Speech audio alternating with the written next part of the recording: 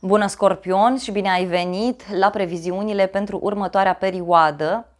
În primul rând, vreau să-ți menționez faptul că această citire este una fără timp. Asta înseamnă că este valabilă din momentul în care o vizionezi și, mai mult decât atât, momentul în care tu vei găsi această citire este momentul în care Universul are să îți transmită un mesaj foarte, foarte important pentru tine. Citirea este valabilă și pentru cei care aveți luna, ascendentul, nodul nord sau orice altă legătură cu acest semn zodiacal. De asemenea, dacă ești interesat de un scorpion, ești binevenit la citire. Să vedem, dragii mei scorpioni, ce trebuie voi să cunoașteți, ce trebuie să știți pentru această perioadă. Să vedem.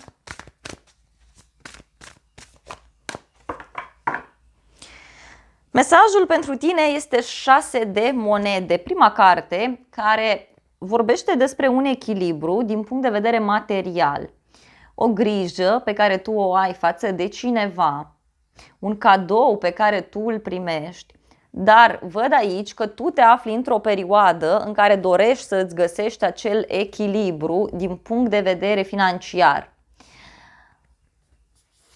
Ai de lucru aici cu niște bani, îți faci griji pentru că nu ți ajung banii, îți faci griji pentru că aștepți niște bani sau vrei să-ți cumperi ceva. Este un stres pe care îl ai legat de un împrumut. Este un stres legat de două surse de venit sau despre două situații, despre două persoane diferite.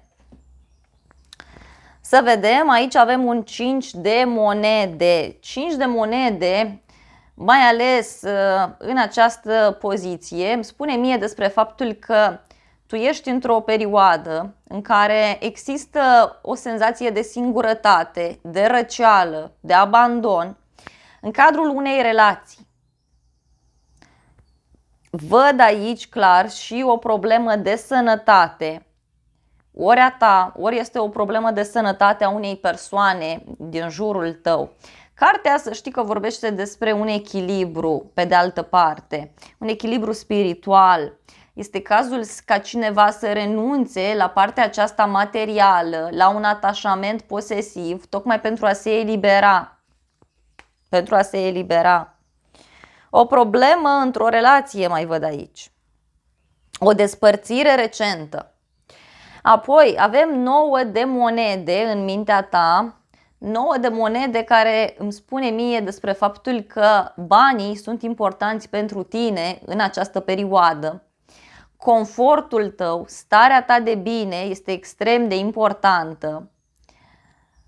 Ești la un apogeu din punct de vedere profesional sau un proiect îți merge bine. Tu vrei de la această persoană sau vrei de la cineva anume lucruri palpabile, practice. Vrei să vezi exact ce vrea omul ăsta de la tine. În inima ta, magicianul avem aici. Ești dispus să faci orice pentru persoana iubită. Ești dispus să faci absolut orice pentru copilul tău, pentru o persoană din familia ta. Ești într-o poziție foarte bună din punct de vedere personal, pentru că tu aici ai absolut toate elementele necesare pentru a face tot ceea ce tu îți dorești. E ca și cum te pregătești aici să-ți construiești o casă, te pregătești să-ți construiești o nouă viață, o nouă etapă din viața ta. Simt aici, în unele cazuri, o energie de triunghi amoros. Da? E nevoie să alegi între două persoane. Reușești ca prin abilitățile tale să controlezi tot ceea ce se întâmplă în exteriorul tău, în viața ta privată. În continuare, cavalerul de bâte, se pare că ai un scop pentru care tu faci asta și scopul îl reprezintă o pasiune foarte mare, o atracție pe care tu o ai, fie față de o persoană, față de un proiect,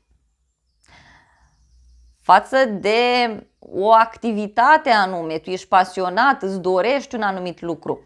Ai o dorință foarte mare aici de a te arunca cu capul înainte, ai o dorință mare de a avea parte de o poveste de iubire frumoasă, dar văd și faptul că vrei să te relaxezi, vrei să te distrezi, vrei să te simți bine. Cavalerul de bâte este cartea aventurii, da? Fie că este o aventură romantică, fie că este vorba despre acea perioadă în care tu vrei să trăiești la maxim lucrurile.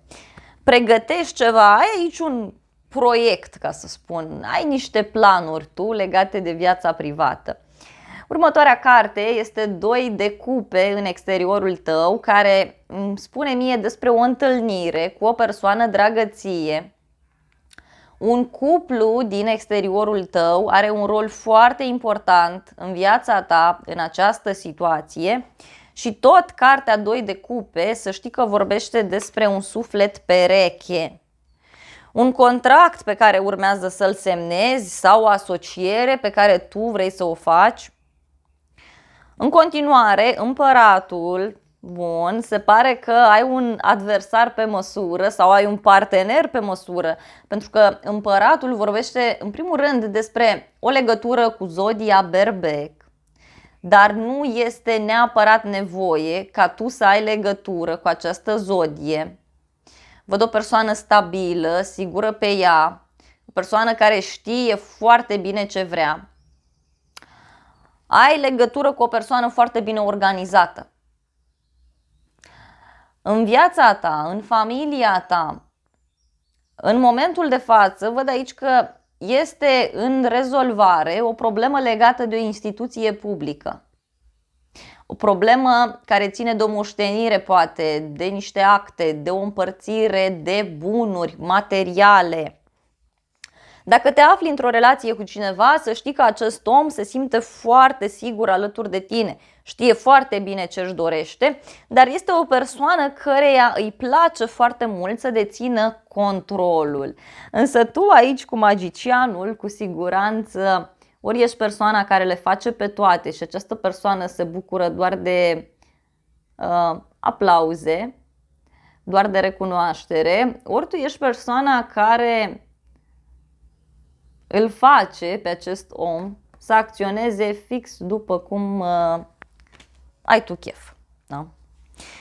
În continuare, 8 de bâte, foarte frumos. 8 de bâte îmi spune mie despre multe conversații, multe mesaje pe care le primești de la muncă sau în general vorbind. Mai văd aici succes, bucurie, lucruri care se întâmplă pe repede înainte în viața ta. Dar 8-ul de bâte, să știi că vorbește și despre cineva care se simte pasionat de tine. O legătură puternică văd aici cu internetul, multe mesaje, multe vorbe. Clarificăm imediat situația. Deci, dragi scorpioni, hai să începem în primul rând cu 5-ul ăsta de monede, că nu prea are ce să caute în citire. Da? 5 de monede vorbește despre singurătate, abandon, sărăcie, boală, deci e o problemă undeva anume.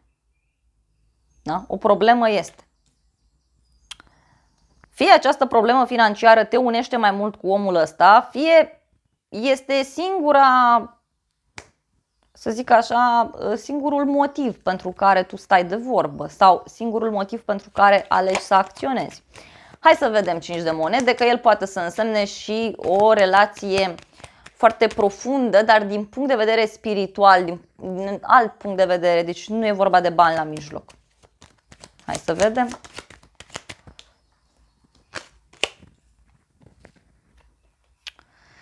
O speranță foarte mare pentru a rupe, simt aici să-ți spun această răceală, da? Această răceală dintre voi, sau dacă ești un scorpion singur, tu ai foarte mari șanse să vindeci ori o problemă de sănătate a cuiva, ori vezi că ai puterea să te rupi din această poveste, pentru că aici e clar că acest lucru mai puțin pozitiv a apărut în viața ta deodată sau apare foarte rapid. Uite, este ceva legat de un regim alimentar, de niște reguli care se impun. Sau pentru alții este vorba aici despre o persoană cu uniformă, o persoană care știe foarte bine ce vrea. O răceală văd într-o relație, da? O relație de prietenie, o relație de la muncă, nu știu, undeva e o răceală. Să vedem în continuare, 9 de monede în mintea ta. Este clar că siguranța financiară este foarte importantă pentru tine, însă ce pot să-ți mai spun aici este faptul că te văd foarte sigur, te văd independent, văd că vrei să te simți bine, vrei să fii pe picioarele tale. Aștepți o sumă de bani și dacă e așa, să știi că suma vine. Dar este nevoie să te interesezi și tu în legătură cu această situație. Mai văd o persoană ușor geloasă, o persoană care este ușor invidioasă.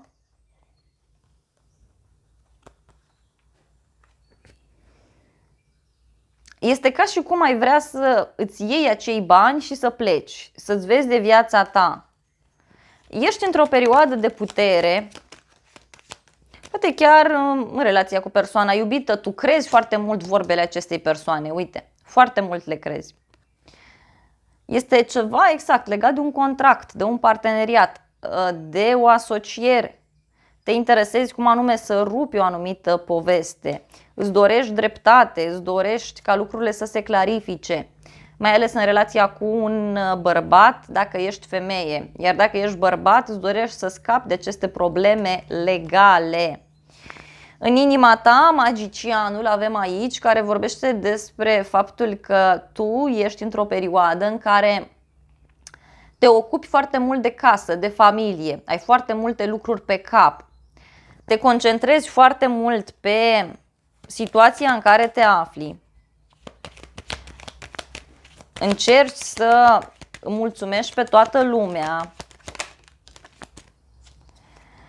Da, încerci să găsești tot felul de soluții. Tu ești persoana care organizează lucrurile acolo. Însă, uite, te gândești foarte intens la faptul că ori te simți manipulat, te simți înșelat. Alții văd că vă pregătiți aici pentru o vacanță, pentru un concediu, pentru o perioadă de relaxare. Ești cu gândul la o persoană și o porți în inimă. Uite, este un bărbat mai șaten care lucrează la stat, e o persoană sigură pe ea, o persoană care ți-a cam luat mințile, dar pentru alții văd aici că îți faci tot felul de gânduri, îți faci tot felul de planuri pentru a rezolva o problemă importantă pentru inima ta, pentru casa ta. Cavalerul de bâte, care este dornic de aventură, văd că te miști foarte rapid, ai multe lucruri de făcut, probabil, dar încerci să cauți bucuria vieții în fiecare detaliu. O dorință mare din partea ta pentru a trăi viața din plin, pentru a te bucura. Dar văd aici și o supărare legată de un bărbat mai în vârstă, o supărare legată de o instituție veche, de o poveste care încă este aici prezentă. Uite, este ceva legat de casa ta, de familia ta. Ceva te ține acolo și nu te lasă. Da? În exterior zâmbești, dar în interior văd că sunt probleme.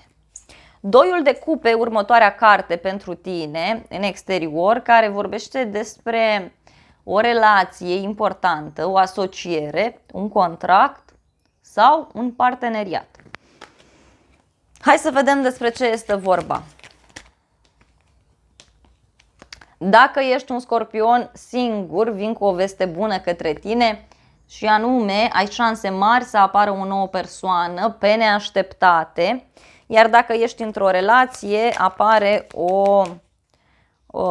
un eveniment neașteptat care vă va determina să aveți această discuție în contradictoriu, dar care vă va pune într-o situație mai diferită.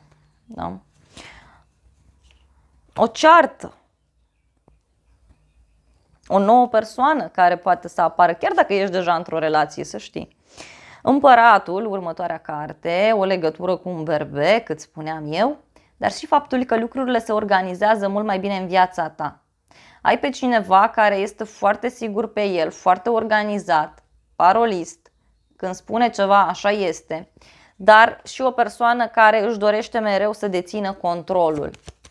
Cineva își dorește ceva stabil cu tine, are sentimente sincere, intense, nu dorește să-ți dea drumul. Poate să fie o persoană mai în vârstă sau o persoană pe care simt aici să-ți spun că o cunoști de la muncă. Da? Sau cineva care are nevoie de tine pentru un anumit serviciu. Da? Poate este și o persoană puțin geloasă pentru alții dintre voi. Văd aici că dacă o să cunoști o nouă persoană sau dacă ai cunoscut deja, să știi că omul ăsta este foarte stabil din punct de vedere financiar prin niște moșteniri. Văd și pe cineva care ține aici foarte bine de niște moșteniri, de niște bani, de ceva intens, de ceva imens. Da?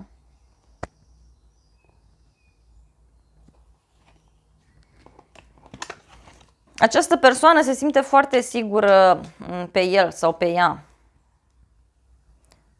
și te consideră ca o comoară. Mai departe, 8 de bâte, care îmi spune mie despre multă comunicare la muncă sau în general vorbind. Primești multe mesaje, multe aprecieri, multe e-mail-uri. Văd o bucurie aici și e o bucurie care să știi că va dura foarte mult timp. Este o persoană matură aici care te va aprecia.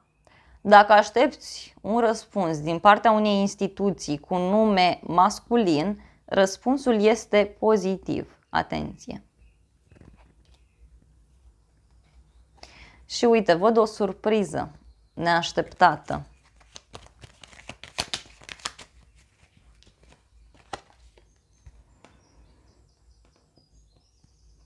Acest om nu comunică de felul său, însă acum va face o excepție. Însă văd și niște vești pe care le primești legate de o pierdere, legate de un coleg de muncă care se îmbolnăvește sau cineva care are niște probleme financiare. Dacă ești într-o relație, tot văd aici că sunt șanse să mai apară cineva. Asta dacă nu ești deja într-o relație de triunghi amoros. Dacă ești un scorpion singur, ai șanse să apară cineva, dar e o persoană mai ciudată, mai în vârstă sau cineva care nu e deschis la noutăți. 2 mesaje din partea Arhanghelului Gabriel, fii atent. Primul este mulțumire. Tu atragi mai multe binecuvântări când tu apreciezi ceea ce tu ai deja. Foarte important acest aspect. Și mai ai un mesaj, editor. Proiectele tale sau proiectele celorlalți beneficiază, atenție, de ajutor și de susținere din exterior. Deci aici primești un ajutor. Să vedem și îngerii romantici ce îți transmit, ce trebuie tu să cunoști. Hai să vedem, dragi scorpioni, care sunt mesajele. Bun, și avem mesajul separare, despărțire.